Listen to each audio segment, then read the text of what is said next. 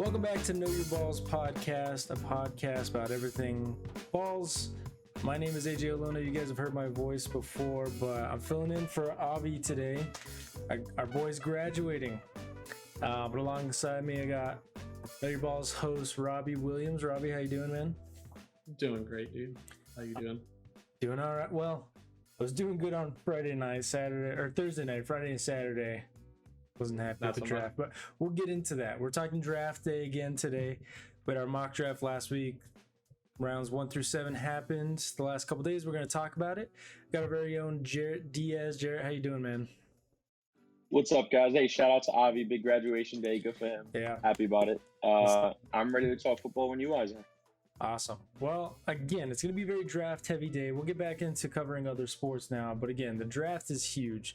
I think we're all pretty big draft enthusiasts. So I guess we'll kind of talk about it. Jarett, you had an article that came out this morning about the quarterbacks, the top 5 quarterbacks and their landing spots. I did. So leading up, we had, Trevor Lawrence was just about locked in, and then everyone else is kind of up in the air. So I covered the first round, which quarterback landed where, and talked about a little bit of their landing situation. Awesome. And outside of Trevor Lawrence, we're going to exclude him because he's kind of in his own class, right? Outside of Trevor Lawrence, and I'll pose this question to both of you guys, who do you think landed in the best spot for success? Well, in my opinion, I don't think there's anybody in a better spot right now than Mac Jones. I think it was really up in the air whether San Francisco was going to take him at 3, whether it be he, Lance, or Fields. That was sort of the debate going on. And I think Max sliding all the way to 15 to the New England Patriots could not have worked out better for either of those guys. Yeah, I totally agree with that. When he went to the Patriots, I figured they got exactly what they wanted. They didn't have to give up anything to get him. Like you said, he just slid straight to him. Pretty good. Yeah, there was a lot of talk that the Patriots, that was going to be the way that they were going to go. But the fact that they got to sit there, let the draft fold out how it unfolded was pretty surprising. There was a couple picks in the top 10 that I wasn't expecting. Robbie, I guess your guys' pick wasn't one that I was expecting. How'd you feel about the Detroit Lions getting Penei Sewell? I liked it. I'm glad they didn't take a quarterback. I just assumed they were going to take a wide receiver because that just seems to be, they didn't. I mean, we don't have many wide receivers, so we got one later on. But I definitely like Penei Sewell. I didn't know too much about him before he got drafted. When I saw the pick, I was like, "Who's this guy again?" And some people are saying they're already talking about him going to the Hall of Fame, and I'm like, okay, well, that sounds great to me, Well, yeah, that's some really high praise. That's some really high praise coming out of college. Yeah, I mean, he's definitely, he didn't play last year. He's only 20 years old, so we don't know exactly who he could be. But he's definitely one of those guys that has the potential to make it far. Last guy I think I remember coming out that had that much hype on the offensive line was Quentin Nelson. I think the Lions picking Sewell was a great idea. I mean, you trade Stafford away, you're sort of starting fresh at the quarterback position, you end up going in a Jared Goff direction, but now you need to protect that asset. It's sort of what the New York Jets did when they drafted Wilson, and then later in the first round they ended up trading up to 14 to pick the guard/tackle out of USC. You get an asset, you get a young quarterback, now you have to protect that asset. Exactly. And I think DeAndre Swift's probably their biggest asset on offense. Without a doubt. Watch out for him next year with 3 first-round picks blocking for him. I think that was kind of when they picked that offensive lineman, they said we're a running team. I think at that point. I think it was almost surprising to see the Detroit Lions make such an intelligent pick, if I'm being totally honest. And something that was also surprising in my opinion was the Atlanta Falcons picking Kyle Pitts at 4. Now, Kyle Pitts was probably the best player not named Trevor Lawrence in this draft class. But looking at the Falcons, how they were rated bottom 10 in defense last year, the worst defense in the division, not to mention a 38-year-old quarterback returning in Matt Ryan, who's very highly paid. They could have went and got Fields or Jones at 4. They could have even traded back and grabbed a quarterback later, but instead they went Kyle Pitts grabbing another weapon for Matt Ryan. That's an interesting pick for me because Matt Ryan's been loaded with weapons over the last few years. Julio Jones and Calvin Ridley, and earlier was Mohamed Sanu. It's not like he's been, it's not like he's been without offensive weapons. So I think that was the most questionable pick to me in the first round, was grabbing Kyle Pitts at 4. Roddy White. You can't forget Roddy White when you're talking about the weapons. Even back to Roddy White, you're absolutely right. Yep. And, like you said, their problem's on defense, not on offense. And while Kyle Pitts might be, the next Travis Kelce, the next Rob Gronkowski, you don't need him. You already got Julio Jones and Calvin Ridley, and, you need a running back more. I wouldn't take a running back in the first round, but, I would have done defense for them 100% because that was their problem. Matt Ryan's good, and so are his receivers. You mentioned something interesting, Robbie. They could have taken a running back, but they didn't. The Falcons didn't take a single running back the entire draft. I think that's going to be very interesting. But to kind of go back to that, do you guys think that that Kyle Pitts selection means that Julio Jones is likely on his way out? I don't know. How old is he? Now you got me wondering. He's about 31. He's on the other side of 30. He's on the other side of 30 for sure. And he had an injury-plagued year last year. I think you got to keep them together. I think the fact that you got Kyle Pitts, I think that means you have to keep that team together. That is such a dynamic offense. They don't even have to run the ball. They could throw the ball 40 times a game and be perfectly fine. No defense, no running game, but they could throw the ball all day if they want to. I think it would, of course, be in the benefit of the Falcons to have both of those guys, but I don't see that happening. I think the Falcons going and getting a number 1 receiver, a tight end / wide receiver like Pitts, I don't think that says, hey, we're going to give you less touches and you stick around. That says to me, we're ready for you to move on. We're looking for another number 1 for Matt Ryan to have for the next 2 years until he leaves at 40 years old. That's what that says to me coming from the Falcons. Even if Matt Ryan is around that long. Interesting pick. Definitely we'll kind of backtrack to number 2. I think we all pretty much expected Zach Wilson to be the pick for the New York Jets. Jarett, you are a Jets fan. I mean, I've had some time to sit with this one.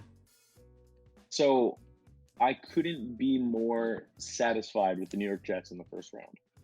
I was saying this to Robbie. Not only did they go and get that number 1 quarterback, that day 1 starter at the number 2 pick, but the Jets traded up from 23 to grab themselves another anchor on the offensive line. You grab an asset at 2, you protect him at 14. I think Zach Wilson is going to be what Sam Darnold was supposed to be. A gunslinger who protects the ball. Darnold was plagued with turnovers, not only through his single year as a college starter, but through his 3 years in the NFL. Zach Wilson threw 3 interceptions and 40-something touchdowns in his last year as a starter. That's the antithesis of what Sam Darnold ended up. So I think the Jets could not be any happier at number 2. The only way they could have been happier is if Lawrence said no to the Jaguars. If only they didn't win those 2 games. I think Zach Wilson's going to be phenomenal in the NFL, but you touched on something that I kind of wanted to pose a question to, because I thought that trade up from 23 to number 14 to get Elijah Vera Tucker, I wasn't a fan of that pick whatsoever. Now, I know he's one of those players that he'll likely play guard in the NFL. He can kick out. He's played some tackle in college. Is he going to play on the inside, I'm assuming? Is he going to be stuck right next to Mekhi Becton? I think the Jets would be smart to put him right next to Becton and just settling that entire left side of the offensive line. The Jets drafted 2 running backs in the middle rounds, both named Michael Carter, interestingly enough. One from Duke, one from North Carolina. That'll be interesting when it comes to jersey sales. But I think if you're looking to build around Zach Wilson, the best thing you could do is you already have that anchor left tackle. Mekhi Becton's going to be a 10+ year guy with the New York Jets in my prediction. Between him and Vera Tucker at the guard position now, that's half your line is all good. Yeah. So I want to touch back because that was something hilarious I found. So one of the Michael Carter Williams, the one from North Carolina, excuse me. Is it North or South? North Carolina. He was a running back. North Carolina, and then Duke. The other one was a DB. Yeah, the one from Duke was a DB. Now, I made the observation on Twitter yesterday that they drafted the wrong guy the first time, and they had to go back the next round and draft. They had to fix their mistake. I said the exact same thing. I wouldn't be surprised. I mean, no offense to the Jets, but it sounds like a Jets thing that they could do.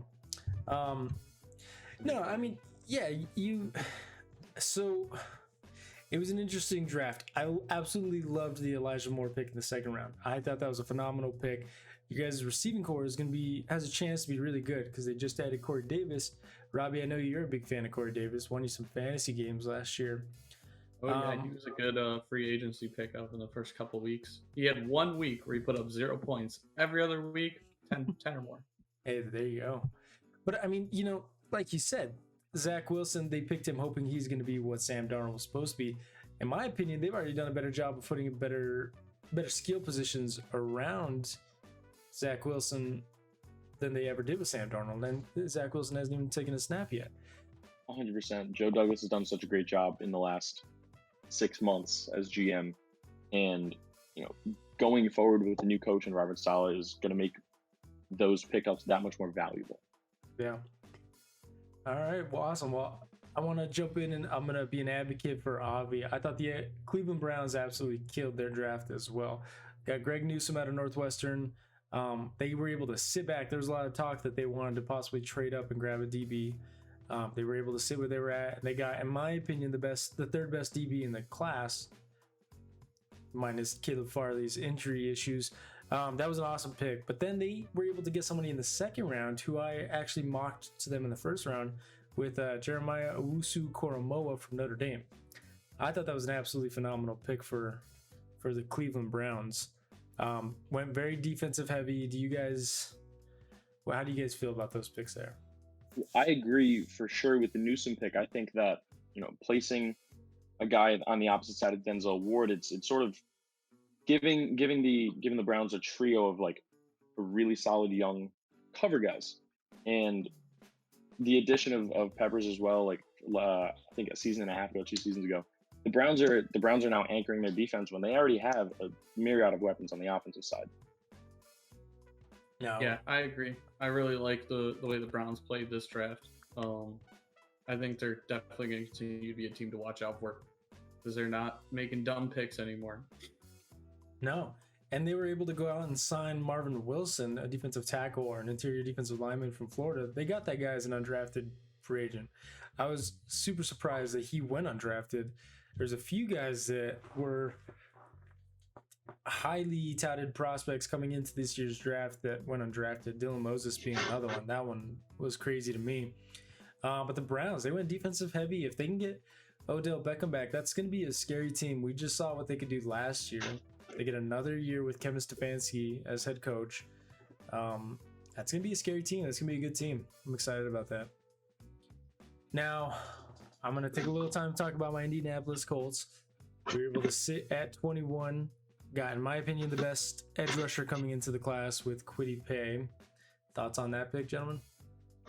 I love the Kwity Paye pick. I think that Reich has done a really good job with the defense specifically in Indianapolis, and that beast coming from Michigan, I think he's going to have like 12 sacks rookie year.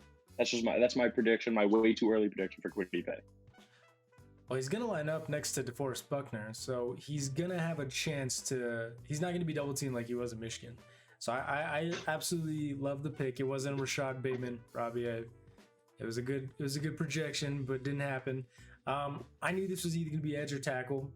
I thought the first 2 picks for the Colts were going to be edge, then tackle, or tackle, then edge, however you want to go about it. The Colts waited until the 6th or 7th round to take a tackle. We still have no reputable starting left tackle on our team. I thought that was a huge mistake. The Colts draft, they stayed in the second round where they were at. We saw a run on tackles, and I'll get back to that in a bit because there was a lot of good tackles available at the early part of the second round. And they doubled down and they took an edge rusher out of Vanderbilt, Dayo. I'm not even going to try to pronounce his name. But this is a guy that tore his Achilles in the Senior Bowl week. He's likely not even going to play in 2021. If he does, it's not going to be till the home stretch of the season. So I was very frustrated with that pick, if I'm being honest. Let me ask you a question as a Colts fan. Do you see Sam Ehlinger out of Texas as a late round pick seeing the field at all, given Carson Wentz's inability to stay healthy? I will say I love Sam Ehlinger. I thought he was I think he's a good quarterback. I really do. The fact that he has so much draft hype from last season and then dropped all the way to the 6th round, I was surprised. But he's gonna potentially be our 3rd string quarterback. He could take over and be our backup quarterback. But I look at him coming into the season as a 3rd stringer because we had, on the other end, we have Jacob Eason, our 5th round pick from last year from Washington. And Jacob Eason got 0 chance to show what he was about. No preseason last year, sat 3rd on the depth chart behind Jacoby Brissett as well. So, I mean, we still haven't even seen what the kid can do. I think that Sam Ehlinger pick, that was a huge head scratcher to me. I think he could, I see him as being a practice squad player, if I'm being honest with you. I don't see him making the final roster. I actually 100% disagree. I think Ehlinger is more likely to overtake Eason as the backup, only because of, like you said, Ehlinger came out with way more hype last season, and then his stock fell. I think he's a better player than he was scouted as coming into this draft. I would have picked him around the Kellen Moore, Kyle Trask area as a 3rd-ish, 4th-ish round pick, not a late 6th. It was good value, it was, but that's just not something we needed. Like I said, we still don't have a starting left tackle on our roster. We signed Sam Tavai from the Los Angeles Chargers, who's you ask any Chargers fan, he was not good. So that genuinely worries me. Now, coming into the draft, our 2 biggest positions of need being, coming into the offseason, our 3 biggest positions of need were quarterback, left tackle, edge. Those are 3 of the most important positions in the NFL. I think it's pretty unrealistic to assume that we're going to fill every single one of those slots right away. Right? We gave up some capital to get Carson Wentz. We got Kwity Paye. We got lucky with that pick. So I'm frustrated by the lack of offensive linemen. I thought there were a couple that were still available pretty early, but there was a run on tackles in the 2nd round, in the early part of the 2nd round. One of my favorite picks of the entire draft was the Chicago Bears trading up to get Tevin Jenkins. I thought that was a phenomenal pick in the 2nd round. Robbie, what are your thoughts on that, man? I don't know, man. I thought I honestly don't know. That was their 2nd trade up. They traded up to get Justin Fields at number 11. Again, another guy who probably shouldn't have fallen, but they got their starting quarterback of the future. They already got Charles Leno on the left side. They got Tevin Jenkins on the right side. Still got Allen Robinson. No, he doesn't want to play there, but they still got him. That's going to be a scary team. That's a team that has had recent success somewhat. Well, it's like I said earlier about the Zach Wilson trade and Zach Wilson draft and the Detroit Lions picks as well. It's get a quarterback, protect him. If you don't protect your quarterback, look Carson Wentz is on the Colts. Why? Because they didn't protect him in Philadelphia. You get your quarterback, you have to protect him. So, the Bears. You just drafted Justin Fields. You got to protect him on either side. What about a team that was a freakishly large, strong man? Let's talk about a Fields team. didn't look happy, by the way. Fields did not look happy to be drafted by the Chicago Bears. That was definitely a little head scratching because they've been telling Andy Dalton he's going to be the starter. And personally, I think Andy Dalton is their day 1 starter, but I don't think that lasts long. No. You can, I think Robbie, I know you've talked about him. I think you're a lot higher on Andy Dalton than I am. I really don't think Andy Dalton is a huge upgrade from Mitchell Trubisky / Nick Foles. I really don't. I do. I don't know how you feel about it, Robbie. I mean, I think he is an upgrade, but I don't think he's a huge upgrade. But when they drafted Justin Fields, I was all happy because I heard people talking about Aaron Rodgers wants to leave Green Bay. So it's like, wow, we don't have to play him twice a year anymore. That'd be great. And then the Bears go and just draft Justin Fields. And I was like, I can see him just continuing to be a problem for us at some point. Yeah, I agree with you. I don't think he's going to start the first game of the season. But I do think he'll end up starting and he'll be a much better quarterback than Andy Dalton. But I'm not super high on Andy Dalton. think he's a good quarterback, but nothing. At the end of my article that came out this morning, I don't know when this is going to air, but it came out this morning as a recording, and at the end of it, I gave all of my first round quarterbacks a way too early season record prediction. So I have Trevor Lawrence and I have Zach Wilson being day one starters. I don't see Trey Lance seeing the field this year because I don't think they actually moved Garoppolo. But the other players, Mac Jones, Justin Fields, I think they're both mid to early season starters. They're going to see a lot of playing time this year. Who was the last? I think if you take a quarterback in the first round, they're going to play regardless, right? Who's the last quarterback that didn't play? We obviously have Jordan Love from last year. That's a whole other situation in its own right. If you take a quarterback in the first round, I think there's a very good chance that you're taking it for a reason. You're not 100% satisfied with who you got on the roster. And when you're on the inverse of that, you're going to have people that are on short leashes, the quarterbacks that are the starters until those rookies take over. I absolutely agree. And like you said, the Jordan Love situation is unique. Aaron Rodgers is clearly at the top of his game. He won an MVP. Jimmy Garoppolo is not at that level, but I think Jimmy GQ is going to look at this as a wake-up call. And if they don't move off of him, which I don't think anybody's going to be able to, I don't think anybody's going to be able to match or pay his value to trade for him.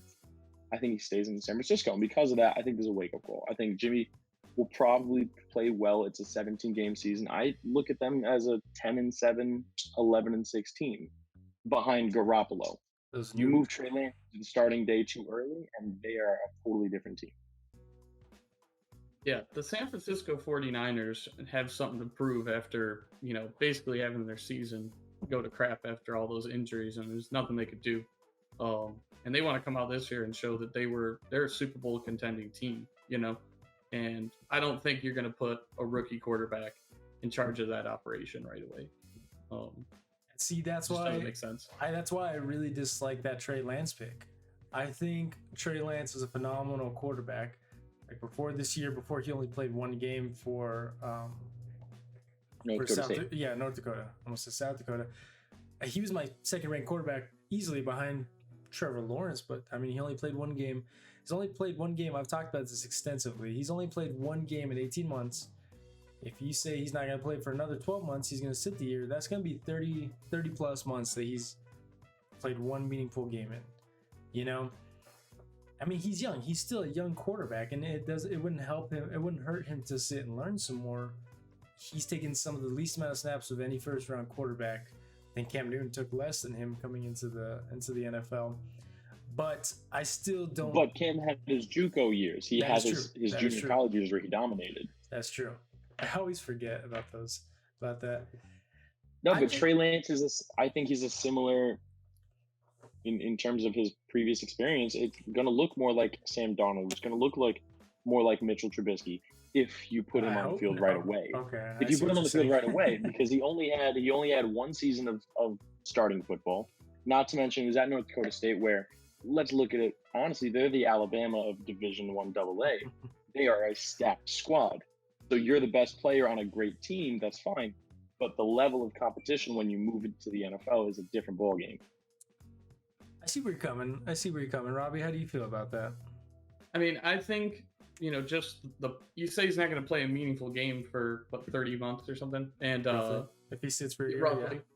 But he'll also be practicing against an NFL defense, versus and one of the best in San Francisco. Exactly. So he's going to be practicing against a great defense. And also, just because he's kind of a different player than Garoppolo, I could almost see them using him similarly to how the Saints used Taysom Hill, not on kick returns and punt returns and stuff like that. But, you could throw him in the red zone and you don't know if he's going to pass or run. Whereas Garoppolo, you're not really thinking Garoppolo is going to do, an option play, So that's true. He could definitely be a tool player, a utility player in some capacity, but I ultimately think Garoppolo is going to be the guy in San Francisco this season. Going forward, I definitely see them moving off of Garoppolo, but this season, I don't see that. So you mentioned you said that if they throw Trey Lance in too soon, he'll be like Mr. Trubisky or Sam Darnold. Perhaps. That's my prediction. The New York Jets and the Chicago Bears at the time of taking those quarterbacks were much worse teams than the San Francisco 49ers. The 49ers I still think are a solid team, and that's why I have this like conundrum, because you're not going to go to the Super Bowl with a rookie quarterback. It's never happened. I just don't see it happening. So that's why, on one hand, I think they need to start this guy to get him the experience right away. They have a good team. I think he probably gives them the best bet. Or maybe not. I think that Jimmy Garoppolo probably honestly still gives them the best bet. But I have such a hard time with what the 49ers gave up to move up to the number 3 spot, and that the fact that their guy that they picked, is going to probably sit for a year. I just think, as fans especially, if you trade up for a guy like that, if you give up that much capital, probably expecting to see some quick return on that value, which is what I struggle with. I'm back and forth on it in my own head. Well, who would you have picked if you were the San Francisco 49ers trading up to the 3rd pick? I mocked them to pick Justin Fields. I think Justin Fields is a solid quarterback. I really do. I love Trey Lance. Like, yeah, he only played one true like season, but look at his season. Like, he had 0 turnovers. Dominated. He was amazing. But yeah, look at the division he plays in.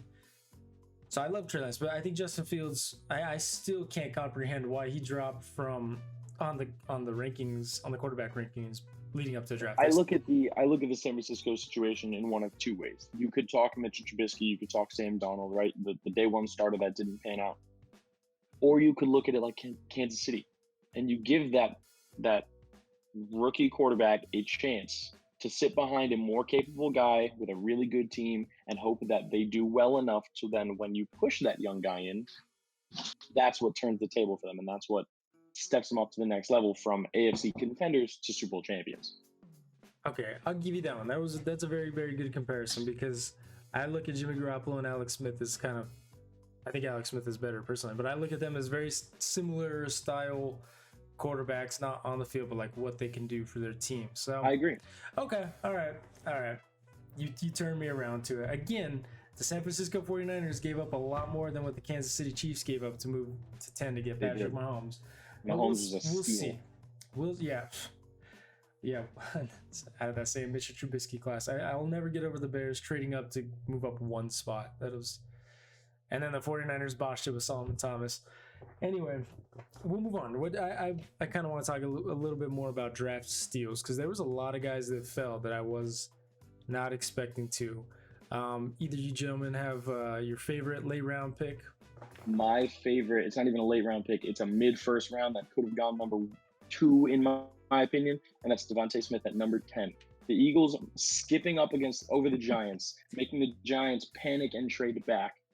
When you select the Heisman Trophy winning wide receiver, such Devontae Smith, who is probably the most talented receiver, I think even better than Waddle, in the last few years, better than Jamar Chase, better than Jalen Waddle, better than a lot of guys that were picked last year. I think that's the biggest steal of the entire draft, is getting Devontae Smith to fall to 10. I agree. I think Devontae Smith, he's my personal favorite wide receiver in this class. And like you said, not only did they jump the Giants, they switched with the Cowboys to do that. So the Cowboys kind of helped them screw the Giants. The Giants traded back and drafted Kadarius Toney out of Florida. I thought that was a horrible pick. There was still so many. You had Rashad Bateman right there, sitting right there. Elijah Moore sitting right there available. Terrence Marshall. I thought that was such a bad pick. But not the worst pick, because I know who the worst pick was in the first round, but we can talk about that in a minute. We should say it on 3. We'll say it on 3. What was your worst pick? 1, 2, 3. Eric Stokes. Alex Leatherwood. Oh, okay. Yeah, I was gonna. Yeah, I couldn't think of his name first. That's a 1 to 2 round reach to grab Leatherwood, in my opinion. But we're talking steals. Robbie, what's your biggest steal for the draft? I agree with the Devontae Smith thing. I thought the Lions were going to pick him up.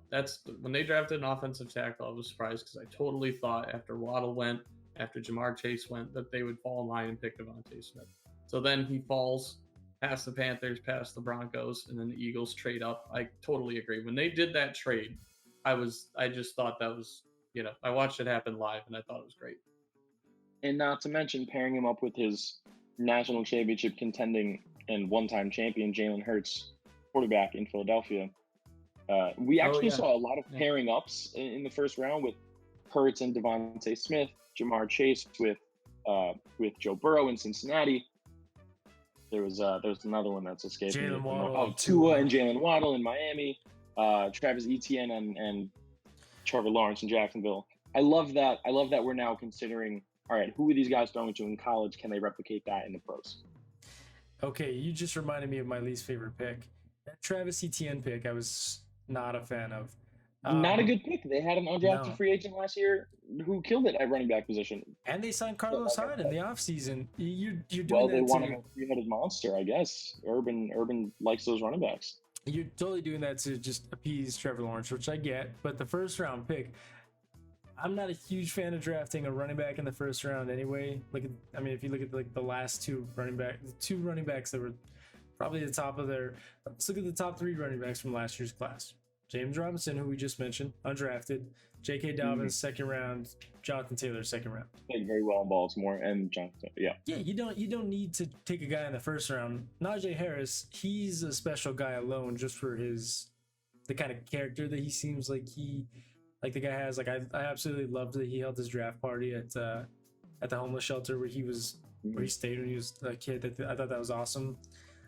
I don't know. I don't like taking a running back, and the Jaguars did not need a running back. Luckily, they had a enormous amount of picks throughout the entire class, and they were able to kind of make up for it and take some other positions. I don't know. Robbie, how'd you feel about that Travis Etienne pick? I didn't like it either because, I agree with you. Running backs, unless there's something really special, you can let them fall to the second or third round because it's more about, you get some good blocking schemes there, and someone who's not incredibly special can work with that. I think they should have drafted pretty much anything else. I don't think they should have taken a running back. I was very surprised when they took him, but then also, he went to Clemson too, so perhaps that played into it. And he's a good, he's a running back. He was probably the best running back in the class, not named Najee Harris. He's a 3-down back. He has the skill set to be a first-round caliber player, but as we've discussed, the Jacksonville Jaguars already have a number 1 running back. They signed a veteran running back. And you don't have to draft a running back in the first round unless they're special, aka Saquon, McCaffrey, Ezekiel Elliott, etc. Yeah. Agreed. I nothing else I gotta say about that. Another pick that I disliked in the first round.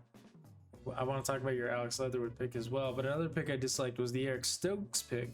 Let's talk about it, please. I'm excited about it. And I like Eric Stokes, but I definitely think his 40-yard dash pushed him up on the draft boards for sure. His athleticism was ridiculous, but you have all this drama surrounding Aaron Rodgers, right? He's been upset with the Packers GM.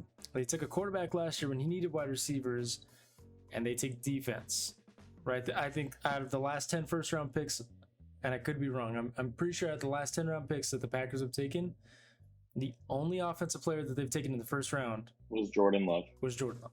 You're absolutely right. You're pissing this guy off, and I get it. He's a 38, 39-year-old quarterback, but he just won MVP. He just showed you he could do what he could do with not elite receivers outside of Devontae Adams. I don't know, man. I don't like the pick. I didn't think it was a great pick. Well, let me ask you a question, because you're absolutely right about it not being a great pick, but are you surprised about them making this pick? I'm not. No, at this point, I mean, no. I definitely didn't see them going and you shouldn't be, because the Green Bay Packers did the exact same thing to Brett Favre. They spent years drafting at other positions, not offensively, and then they went and drafted Aaron Rodgers. This is what they do. They have no problem with Aaron Rodgers walking away because clearly they've found that next guy in Jordan Love. So did they make the wrong pick? Yes. Have they continued to make the wrong picks over the last 10 years? Absolutely. But they're trying to call Aaron Rodgers' bluff. You either walk away, you retire, or you join a different team, and they don't see Aaron Rodgers joining a different team. They'll allow him to walk on to out to the sunset, or they'll remain with him on the team. But I think they're trying to call his bluff and just draft defensively. I disagree with I'm not saying that that's not what they're doing. I disagree with like how they're going about it. Because do you really want to try that with your MVP winning quarterback. Like Aaron Rodgers is one of the best quarterbacks. No, we've they seen in shouldn't. They're years. wrong for that, but that's what they're doing. Yeah, I saw something that that Bart Starr played 16 seasons, that was gone. Brett Favre 16 seasons was gone, and Aaron Rodgers has now played 16 seasons with the Packers. So doesn't look good for the Packers. Looks like they kind of have a trend. I think he's still probably going to be on the team at the start of next year, but we'll see. Like I said, I think they're prepared for him to walk away. I think that'd be a huge mistake for them to do it. He's shown consistently how good he is. But then again, only one Super Bowl appearance in those 16 seasons with the team. So, Well, it's not like Brett Favre was, on the decline. He ended up playing 2 more great seasons in Minnesota and 1 half a great season in New York. that's what I'm saying. They've had this almost this exact situation happen to them. Brett Favre retired. He retired and then came back Yep. multiple times. Like, why don't Aaron Rodgers? I mean, he was. I could see Aaron Rodgers in June saying, you know what, too much drama, I'm done. And in August saying, no, I kind of want to play. Who's missing a quarterback right now? I could see it. I really could. Yeah, I mean, he's been pretty outspoken about it. I don't think he's playing for. I mean, from everything he's saying himself, he's not playing for the Green Bay Packers next year. He doesn't want to. I could see him in New Orleans. I could see him in possibly Orleans. Denver. There are other places that he could end up. Yeah. Interesting. Well, that'll be something worth monitoring. Do you guys see Jordan Love having success in Green Bay? Because I'll start by saying this. Jordan Love was probably my biggest draft crush last year. That was when we still had Phillip. We signed Phillip Rivers, but I wanted, even before we signed Phillip Rivers, I wanted Jordan Love on the Colts very badly. I think he has. I just like the way he plays. I think he's gonna be pretty successful. Now on the Packers, I mean, they have Devontae Adams. They got not Jamal Williams. Aaron Jones. They have a decent offensive lineman, or a defensive offensive line, excuse me. I think he could have success there. Not Aaron Rodgers' success, but I think he could be okay. Good enough, we'll say. So last year's class was Joe Burrow, it was Tua, there was Justin Herbert, and then Jordan Love. Mm-hmm. Right? Am I missing anybody, or were those the? No, I think those were pretty much I'm the pretty guys. sure that was it. Yeah. Yeah, I didn't love Jordan Love, but I really felt that he had a lot of potential. Where Herbert proved it 4 years in Oregon, Burrow won a national championship and a Heisman, and Tua was that dude at Bama. Jordan Love had the most to prove, but he also had, in my opinion, the best combination of athletics to arm strength. He read the field really well. He was a dual threat guy. I see his ceiling high, but he also has a very low floor. In my opinion, there's a lot of option there. He's going to be one of those guys that he has to be in the right situation. I thought the Colts would have been a perfect situation for him. However, I've got my eyes forward. I'm looking forward to Carson Wentz. But, I mean, how much time did he really spend learning from Aaron Rodgers? Is Matt LaFleur Probably really? as much as Rodgers was allowed to learn from Favre. Apparently, Favre didn't want to help him at all. Exactly. So. You have those guys who they just don't want to be mentors. Like Joe Flacco. Not even a great quarterback, but this is the second time he's come in and said he's not there to be. Joe Flacco might have been elite, man. We don't know. Joe Flacco might have been elite. He was for 1 year, and that was good enough. Why did you hate that Alex Leatherwood pick? Both of you. Because I didn't think he was as bad as people were saying. I don't think he's bad. I don't think he's bad at all. I think there were better linemen to take, and the Raiders have a lot of holes. I don't think that the guy who was projected in 70% of mock drafts to go in the second or third was the guy to grab at, was it 17? I think 17. I just don't think that was the guy. He's not a bad player. He's not a bad pick, but yeah, the Raiders are basically starting fresh at line and said, all right, we're drafting a lineman in the first round no matter what. That's not a good way to draft. Yeah, Robbie? They need so much help on defense. Their defense is terrible. And, granted, the next 1, 2, 3, 4, 5 picks in a row were defense. And so, but I think they should have drafted a defensive person round one. Like you said, They did draft, what was it, 5 picks in a row? We're all defensive. 5 picks in a row. Look Safety, at those picks. They edge drafted rusher, 3 safety, safeties. cornerback. They drafted 3 safeties. Mhm. I don't know what's going on with the Raiders. That Alex Yeah, Leatherwood pick, not to mention, Darisaw from Virginia Tech. He was the tackle picked by the Vikings, I believe. I thought he was a much better tackle to pick than Leatherwood, agree. who's a guard tackle combo. Just watching him tear up the ACC, like I don't think there was a better guy to pick at the Raiders' need. If you're married to picking a tackle, that would have been the guy. I liked that pick too, but shouts out to Avi because he completely called that pick. I was very surprised to see that late in the rounds that he nailed that Christian Darisaw would go to the Minnesota Vikings. well, they were able to trade down and still get him. That's what surprised me. Because when it came to the Colts at 21, I thought I was hoping it was either going to be Kwity Paye or Christian Darisaw. Then Christian Darisaw, I didn't think he was going to be available that late. So kudos to the Vikings because that's likely the guy they probably would have picked if they would have stayed at 14. I agree. I really do think Alex Leatherwood is a good player. I think he could be good with the Raiders. Horrible spot to take him. They could have traded back. They could have done what the Vikings did and traded back and still were able to get someone like Darisaw. Even guys that went in the second round, Tevin Jenkins, Samuel Cosme, Liam Eichenberg. Like there was a lot of guys still available. And now I think the pick was going to be line 100% of the time, no matter where they're picking, because they just completely dismantled that offensive line this offseason. Like they got rid of Trent Brown, they got rid of Rodney Hudson, Gabe Jackson. They're getting Richie Incognito back. I have a really good friend who's a Raiders fan, and when the selection was made, he said, "I'm done. I'm taking applications for new teams to root for." So that's just if he could speak for the entirety of Raider Nation, they're not pleased. They're not satisfied with Mike Mayock's pick, and why should they be? They hired an NFL Network analyst to be an actual GM. Yeah, they're just hiring TV personalities to run their front office. It was interesting because this is Mike Mayock's third draft in a row, right? Yes. He's reached in every single draft that he's taken. I mean, it started with the Cleveland Farrell pick at number 3 in 2019. Who did they take last year? Henry Ruggs. He was the 3rd best wide receiver on the board ahead of and I liked Ruggs, and I think Ruggs is going to be a good player, but picking him at 12 wasn't the best call. There were other receivers available. No, I think they even picked him earlier than that. I think he was inside the top 10, but I mean, it's kind of, they've just shown that that's just kind of been what it is. And apparently there's all this drama that Gruden went rogue during the draft, and I don't know who's making the picks. I don't know who's running the show there. I love John Gruden going rogue.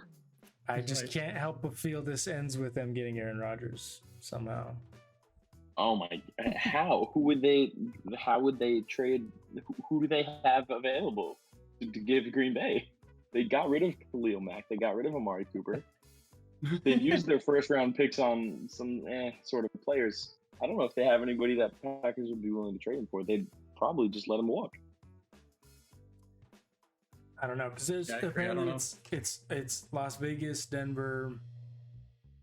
I think those are just like 2 supposed preferred destinations. I don't know. Late round guys. One pick I absolutely loved. There's 2 of them. Was not Eric Stokes. Sean Wade to the Baltimore Ravens from Ohio State corner. Now he was a guy who, again, had all the potential in the world. Coming into the season, he was a projected top 15 player. Had a down year in Ohio State, which was definitely a result of him moving to the outside once Jeff Okudah left. He wanted to prove that he could do it, and he just he's not good. He's a nickel guy. If he could stay in the nickel, he's shown he could possibly be a top nickel corner in the NFL. I think Baltimore is a good spot for him to go, because he doesn't have to jump in. He doesn't have to start right away, and they got him pretty late in the draft. I like that pick. My favorite late round or mid to late round steal for me was Tylan Wallace coming out of Oklahoma State. He got picked by the Ravens. The Ravens picked Rashad Bateman in the 1st round, and they proved that, all right, they really want to give Lamar Jackson some weapons. Tylan Wallace is not your typical big play receiver, but he didn't drop a pass in all of his college career. He's a really solid possession guy. He's a little smaller, a little tougher. I really like that pick. The Ravens had a really good draft. I mean, they they didn't particularly fill the hole that they created when they got rid of Orlando Brown Jr. But they were able to get, like you said, Rashad Bateman. He has a chance to be like one of the top receivers out of this class, including the 3 that went earlier, including Kadarius Toney. They got Jason Oweh, athletic freak, who I like. He had 0 sacks as an edge rusher last year, but he ran 4.39. I know we talked about that last time you were on the podcast. And then, like you said, yeah, they got Tylan Wallace late. They got Ben Cleveland. Like, that was a really good draft class. I was pretty surprised. And then they got Sean Wade at the 5th round. So good for them. It was an interesting haul for them. I took note of this. Daz Newsome, the receiver from North Carolina, he ended up with the Bears.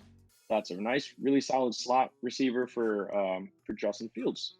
You don't know if Allen Robinson is going to be there, but if you can give Fields another solid receiver, you give him, and if you give Daz Newsome a little bit of space, he's a rack guy. He's a yards after the catch sort of guy. There's another guy I really liked. The spot he went to I don't think was great, but Carolina Panthers were able to draft Chuba Hubbard, another Oklahoma OSU guy. Where did he go to OSU? Where did he play? Yeah, Oklahoma State. Running back. They got him in the 4th round. Now, obviously, if Christian McCaffrey is healthy, he's going to play like 99% of the snaps at running back like he did the year before. But Chuba Hubbard was a really good running back. I think he led, what was the exact stat? He had the amount of all-purpose yards he had last year was one of the top in the nation for any player. So it was a good value pick. I think he could be a really good running back. Again, is he going to play a lot with Christian McCaffrey sitting right in front of him? Probably not, but Christian McCaffrey didn't play last year, and Mike Davis took a lot of snaps. So I think it has the potential for him to maybe step in. He could be a really good running back for them. Something interesting that I saw to sort of look at a guy who's, I guess, to bridge this, right? A guy who's probably not going to play much, but really nice pick is Kellen Mond from Texas A&M ending up in Minnesota.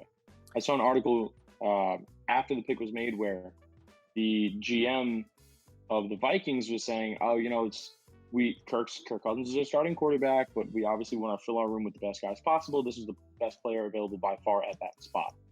And I thought that was really interesting because if you draft a quarterback, typically, if you don't get him in the late rounds, you expect him to play at some point, which says, all right, maybe this is a succession plan. Maybe they're not too happy with Kirk Cousins' play. But ultimately, I think Kellen Mond ending up in Minnesota is a really interesting pick. And I liked it personally. I love that pick. I want to pose this question to you guys. Outside of obviously the top 5 quarterbacks, who do you think will have the most success? Like, who landed in the best spot? I'll read them to you. You got the Tampa Bay Buccaneers took Kyle Trask at the end of the 2nd. Kellen Mond, like you said, in the 3rd.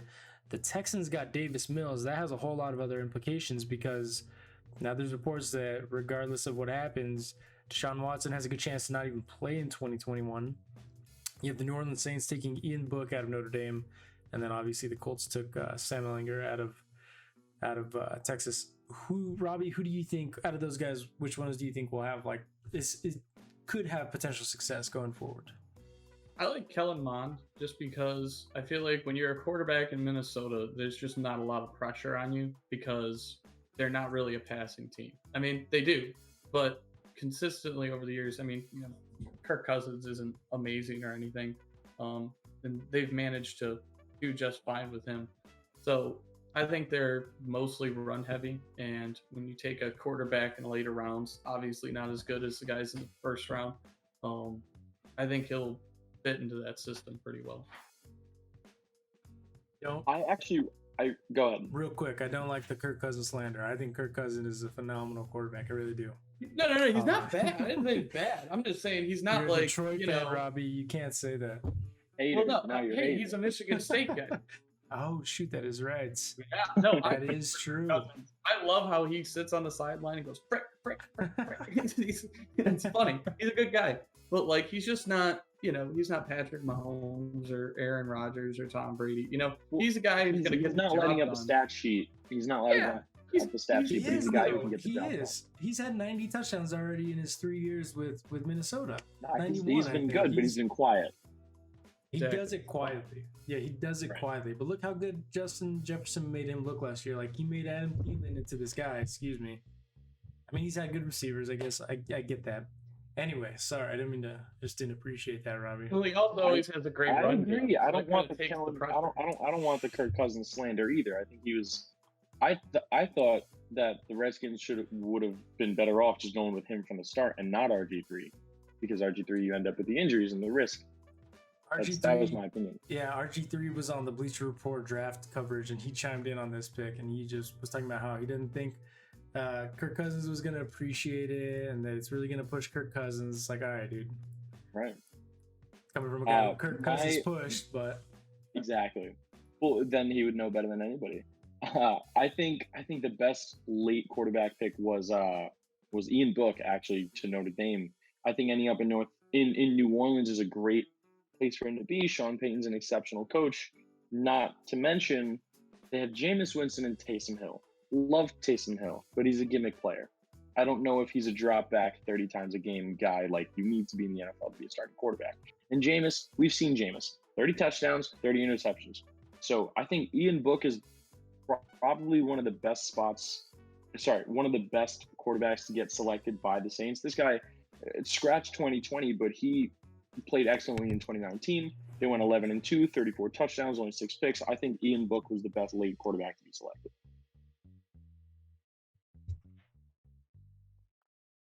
Yeah, I like that pick too. They got to do something over there because, we'll see with James. I was surprised that they didn't try and trade up. I was surprised they didn't try and trade up and grab one of the top 5 quarterbacks that were being discussed. But once they decided to sit back and go in other directions, they said, all right, they're really going with Jameis and Taysom Hill this year, and that's fine. But going forward, that's not a long-term plan at all. No. As a Lions fan, do you think Jared Goff's your long-term plan? He's here for the next 2 years for sure, just because of the way they structured his contract. But hey, Matt Stafford never made it to a Super Bowl, and Jared Goff made it to a Super Bowl. So I don't know how good of a comparison that is. So you're gonna slander Matt Stafford now? I'm not slandering Matt Stafford. All I'm saying is he has a tendency to throw very how do you put it, inopportune interceptions. Oh, Matt Stafford's a gamer, man. He's a gamer. Don't bad about that guy. Sometimes he gets a little too aggressive late in the game. And gets a little too. I mean, he has to take the game into his own hands, so we put the pressure on him. But Jared Goff had some trouble in LA, but I think he's a good quarterback, and we'll see. I don't think the Lions are going to put as much pressure on him as they put on Matt Stafford. I think they're transitioning into a running team, and I think Jared Goff will perform better under the Lions. No, it's really going to suck for you to watch Matt Stafford thrive in LA. No, LA is not going to thrive. Matt Stafford is going to thrive in Los Angeles. I don't know. They spent their first round. They spent their first selection of the draft on another receiver, which they didn't need. They got Tutu Atwell out of Louisville, excuse me. I didn't like that pick either, especially since they didn't have a pick until the 3rd round. They picked the receiver when they already have Robert Woods, Cooper Kupp. They just brought in Deshaun Jackson. But I don't know, man. I think they want a playoff game with a backup quarterback, and so they're only going to be that much better this season. I think they end up. Are we talking about Jared Goff? Their division. Yeah, we were talking. I had asked because we were talking about the Saints and how Ian Book may be their long-term solution because Winston and Taysom Hill are not that. And so I said, as a Lions fan, is Jared Goff your long-term solution? And he said, well, he's here for 2 years, so we'll see. We'll see. Yeah. We'll see. I really do think that Matt Stafford just went to the toughest division in football. And I don't think the way the Rams cap situation worked out this year with the players they had to get rid of, The Lions were actually the beneficiary of not just Jared Goff, but I can't remember the defensive lineman we picked up from him. Michael Brockers. Yep. And Good player. I just don't think that the Rams defense performs the same as it did last year. And I don't think, they've solved they're just, I don't know, they don't run the ball super well. They do all right, but I think Matt Stafford basically just went into like another Lions situation where all the pressure's on him. No, you can't say that. The Lions haven't sniffed the playoffs. Yeah. You can't say that. They haven't sniffed the playoffs. The Rams won a playoff game last season. Yeah, but also they weren't competing with the San Francisco 49ers, really. I mean, no one was. So I think you're competing with Arizona, who just got DeAndre Hopkins. Arizona's going to be nice. Not DeAndre Hopkins. They already had him. Yeah, they got J.J. Watt. J.J. Watt, but they also got A.J. Green. And they drafted a nice receiver, too. Yeah, they got Rondale Moore out of Purdue.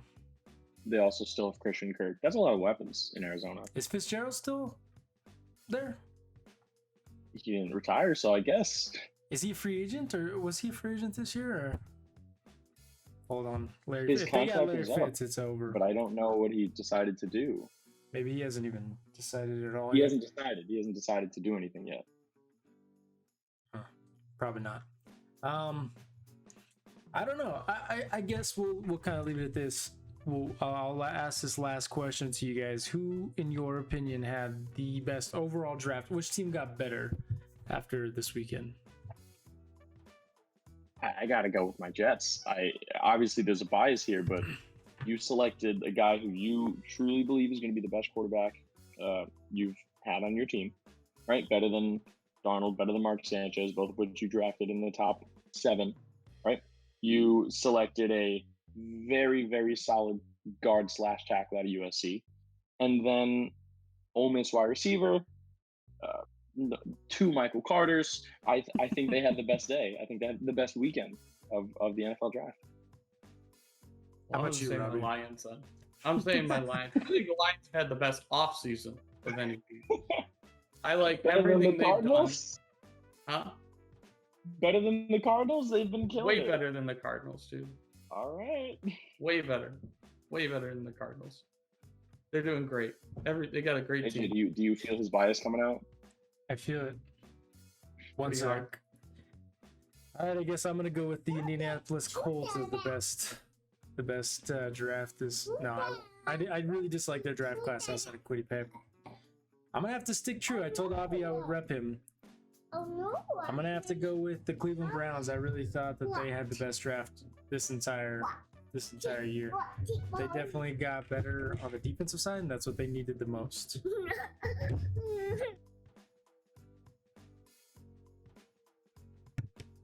They definitely upgraded their secondary. They upgraded their linebacking core. They added Anthony Schwartz, probably the fastest wide receiver in this entire draft class. Browns were good last year. They're getting Odell back. I think they have a very good chance to take that next step even further. But awesome, guys. I could sit here and talk for hours with you guys about the draft. I'm glad we got to sit here and talk about it for a good hour now. Jarett, appreciate you coming on again, man. We're gonna have to get you on eventually to talk some WWE content with us. Always a pleasure. You know where to find me. Awesome, Robbie. Let's hear it.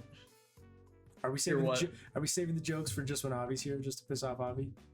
Oh yeah, I Okay. think so. Right, I didn't really come up with a joke this week. I forgot. I appreciate it. He would appreciate that too, man. He'll appreciate that. Well, guys, this has been Know Your Balls Podcast. Again, make sure to check out tellabq.com. You can download the app, go to the website. You can listen to this podcast and others on there. Check out Tonique.com. Again, it's been Know Your Balls. Have a good one.